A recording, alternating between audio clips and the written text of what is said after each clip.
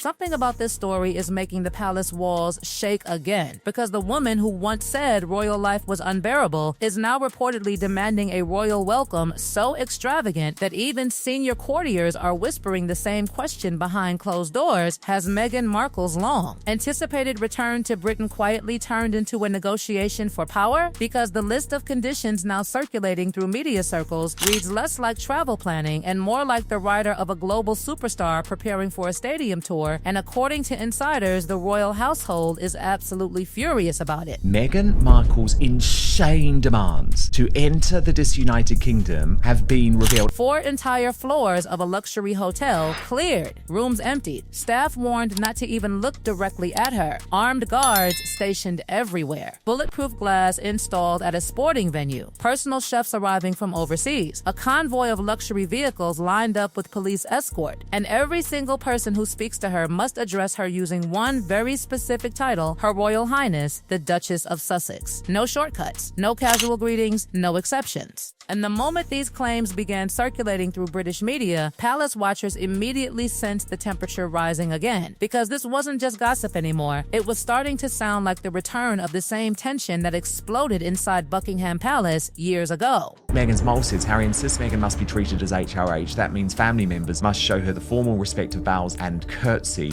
According to multiple reports now spreading through British television panels and royal commentary shows, Meghan Markle's team has allegedly made it clear that if she is going to step back onto British soil for the upcoming Invictus Games events, the conditions must be absolute. Total security, total control, and a level of personal protocol that critics say even Queen Elizabeth herself never insisted on. The irony has not gone unnoticed. A woman who once described royal life as restrictive and suffocating is now reportedly asking for the kind of treatment that would turn a charity sports visit into a fortified royal arrival. An insider said the palace is not laughing. And by the way, can I just be very clear? We don't want you, love. So making all of these demands, which we are going to have to pay for, is not going to go down well. Seriously. I mean, the types of things she's asking for are nuts. These are totally jaw-dropping conditions for her first trip back in 4 years. Because here is where the story stops being simple and starts becoming complicated. The Invictus Games are scheduled for Birmingham in 2027, with a major one-year-to-go celebration planned for July 2026. Prince Harry is expected to attend as the founder of the Games. That part is straightforward. But then came the twist: Meghan reportedly wants to attend as well. And suddenly,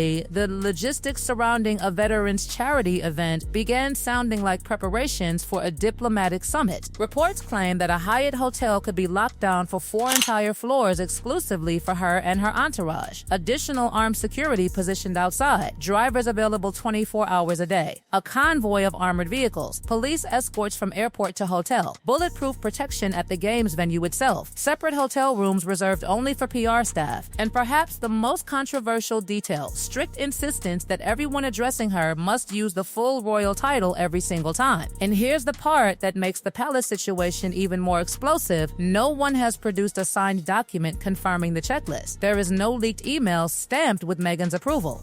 But the details have appeared across multiple outlets with striking consistency. Commentary shows, royal experts, and news organizations have all repeated the same core claim: Meghan Markle will not return to Britain unless the security arrangements are fortress level. That baseline demand is not speculation, it is the central issue driving the entire controversy. Which raises another uncomfortable question: is this really about protection or something deeper? Because critics inside the royal ecosystem say the pattern feels strangely familiar. In fact, if you rewind the story back to 2018, you find the first signs of this exact same tension emerging before Meghan even walked down the aisle. She's making this demand so extreme because she doesn't want to be there. So she's just doing extra because it's a way of her being very vindictive towards the family. It started with a tiara, a very specific tiara. According to royal historian Robert Lacey in his book Battle of Brothers, Meghan had her heart set on an emerald tiara from the Queen's collection for the royal wedding at St. George's Chapel. Palace officials hesitated. There were concerns about the jewel's origins, possible Russian connections that might cause awkward political optics during a globally televised ceremony. The answer came back simple: that particular tiara would not be used. And that's when the phrase reportedly echoed through palace corridors like a warning shot. Prince Harry, frustrated by the refusal, allegedly told staff something that insiders say became infamous overnight. What Meghan wants, Meghan gets. But Buckingham Palace had a different answer waiting. Queen Elizabeth herself reportedly stepped in. Multiple royal biographers say the monarch made it clear that Meghan could not simply have everything she demanded. Respect for palace staff was expected, and the immediate clash centered on Angela Kelly, the Queen's fiercely loyal dresser and the gatekeeper of the royal jewelry vault. Scheduling disagreements over tiara fittings escalated into tension that staff had rarely witnessed before. Requests turned into arguments. Palace aides found themselves navigating a situation that felt increasingly volatile. According to royal journalist Valentine Lowe, the confrontation created what insiders described as dissent in the ranks. Something had shifted inside the royal household, and people were starting to notice. And the tiara dispute was only the beginning. Other stories soon surfaced about wedding preparations turning tense behind the scenes, requests about chapel fragrances, complaints about scheduling, allegations of command-style instructions delivered to palace staff at dawn,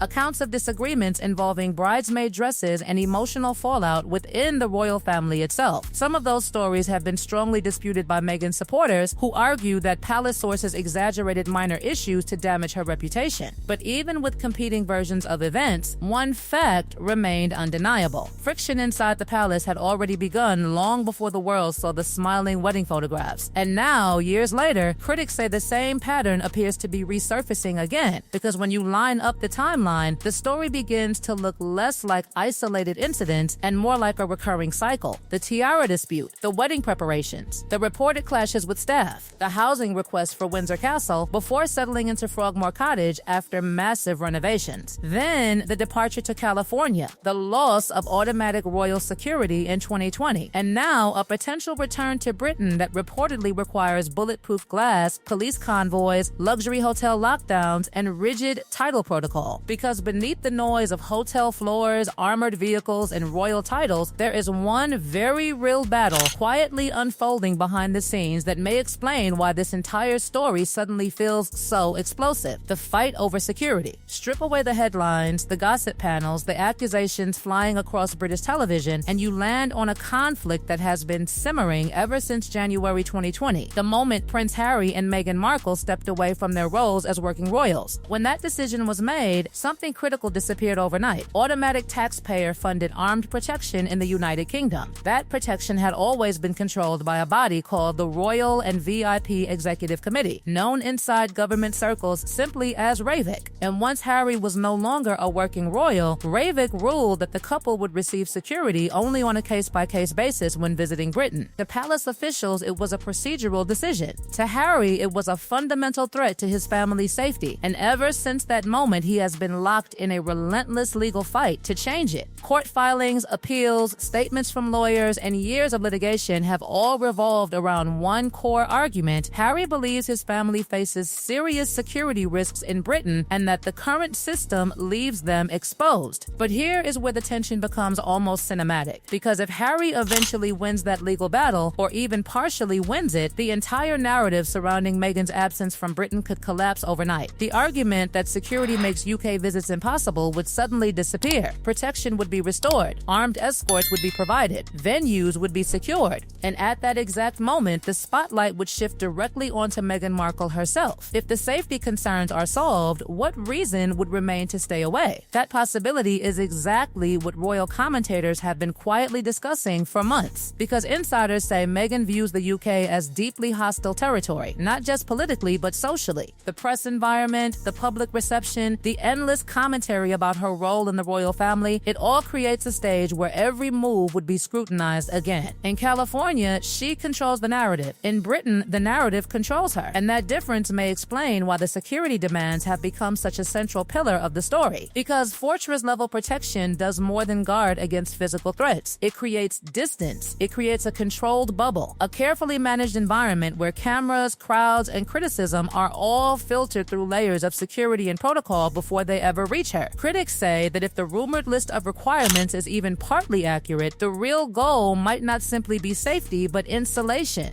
Insulation from hostile headlines. Insulation from public reactions. Insulation from the unpredictable chaos of stepping back into a country where opinions about her remain deeply divided. And inside palace circles, that idea reportedly triggers serious frustration, because from their perspective, the Invictus Games were never supposed to be about any of this. The games were built for wounded veterans, soldiers who lost limbs in combat. And yet, even if the security issue is resolved, another question still lingers quietly in the background, the question of motive. Because returning to Britain would place Meghan back inside the gravitational field of the royal institution she once left behind. For years, her public identity has existed partly outside that world, shaped by Hollywood projects, interviews, podcasts, and the carefully curated lifestyle of Montecito. But the royal connection has always remained the most powerful piece of the story. Some commentators believe that eventually reconnecting with that royal orbit, even briefly through events like the Invictus Games, could restore a certain level of relevance and influence that only the monarchy can provide. Others see it differently. They believe Meghan is simply protecting herself from an environment that once made her life unbearable. And between those two interpretations lies a gray area filled with speculation, suspicion, and endless debate. But inside Buckingham Palace, the issue reportedly feels far more straightforward. Courtiers who have watched the entire saga unfold since 2018 say they recognize a pattern repeating itself once again. A set of conditions, a negotiation over protocol, a situation where every detail must be arranged perfectly before Meghan Markle is willing to appear. Whether that pattern reflects ambition, self-protection, or something more strategic depends entirely on who you ask. But the palace frustration comes from one simple concern. If every interaction must be controlled, every venue secured, every title enforced, every condition negotiated, then the return itself stops being a gesture of reconciliation and starts looking like something else entirely. And that is why this story refuses to die, because the next chapter has not been written yet. Harry's legal fight over security is still unfolding. The Invictus Games preparations are still moving forward. The palace is still watching closely. And somewhere between the legal battles, the security negotiations, and the swirling rumors about Meghan's conditions for returning to Britain, the future of the Sussex relationship with the royal family is quietly hanging in the balance. The question now isn't simply whether Meghan Markle will return to the United Kingdom. The real question is what kind of arrival it will be if she does. A reconciliation,